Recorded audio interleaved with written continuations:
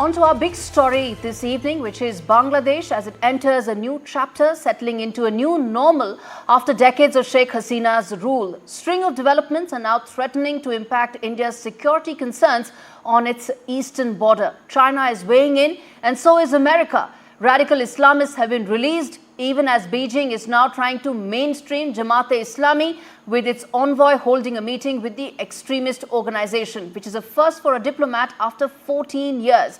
Add to it the race to fix the economy that's been ravaged by recent political instability, where both America and China are keen to play a major role in the hope that they remain relevant in a post-Yunus government as and when that happens. Now take a look at this report to know about the extent of the flux that's taking place in the world's 8th most populous country, and then we come back and ask the question that is Bangladesh simply developing a new sovereign identity away from Hasina, or is it shaping into a major security challenge at India's eastern border?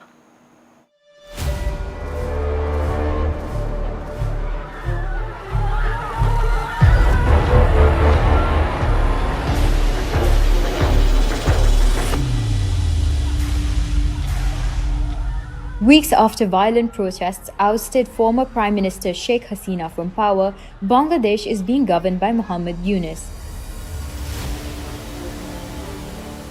a Bangladeshi Nobel laureate serving as the chief advisor of the interim government since 8th August.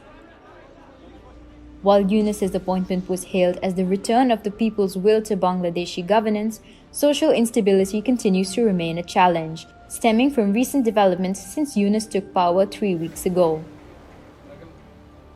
The release of jailed extremists from Bangladeshi prisons is a cause for alarm. The Yunus-led government has ended the detention of radical Islamist leaders under the alleged influence of the Jamaat-e-Islami group, an outfit outlawed during the Hasina era. The release of Jashimuddin Rahmani, head of the Ansarullah Bangla team, an Islamic organization implicated in the brutal murders of atheist bloggers between 2013 and 2015, has sparked concerns about judicial integrity under the new administration. The government's alleged ties to Jamaat-e-Islami have sparked debates over its commitment to progressive principles. Meanwhile, it is expected that these groups will contest elections as and when they happen. Add to this the possibility of border police responding to a large number of people crossing the porous but deadly Indo-Bangladeshi border.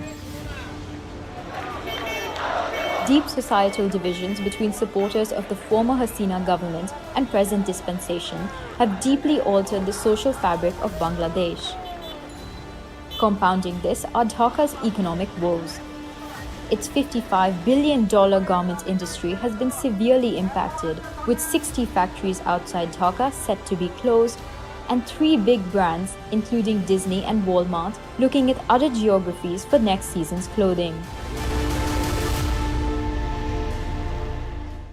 Okay, that tells you the context and the scale of what's happening in Bangladesh. And to ensure the situation remains under control, India needs to be mindful of 3 important things. First, the Yunus government, which lacks constitutional legitimacy, may not be the final arbitrator in Bangladesh. The military has been emboldened. It's heavily invested in preserving the status quo. In fact, it was the military chief who had announced Hasina's resignation, indicating his elevated status in the country's present decision-making apparatus. The second, India should keep the pressure on Yunus's interim government to hold an election and return to a democratic framework. As of now, there's no visibility on when that could happen. And the third important thing, it's easy to draw parallels with the Pakistani situation. There's a strong military, crackdown on opposition, attacks on minority Hindu community, but the distinction is the economy. As of now, Bangladesh has sought a $6.5 billion bailout due to its falling forex reserves, but India must help ensure that the Bangladeshi economy's health does not deteriorate further, or else it could go down a path that is similar to Islamabad.